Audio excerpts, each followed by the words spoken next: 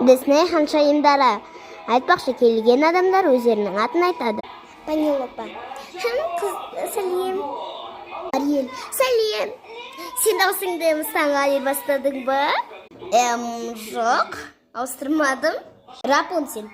Онда сені ата-анаңнан біреу ұрлап кетіп сені баққан шығар мыстанда. Жоқ, менің тіпті ата-анам да жоқ. Эльза. Сенің қолың сиқырлы ма? Жоқ. Золушка. Онда сені мүмкін әпкелерің сені шектетіп жігітке ғашық болған шығарсың. Конечно, жоқ. Онысы не? Онда сені мыстан улап өлтіріп, сені қалың ұйқыға кетіп, сені жігіт сүйгенде ояндың. Аурора. Я, сен солай істедің ма? Сенде сондай жағдай болды ма? Жоқ. Фу, не деген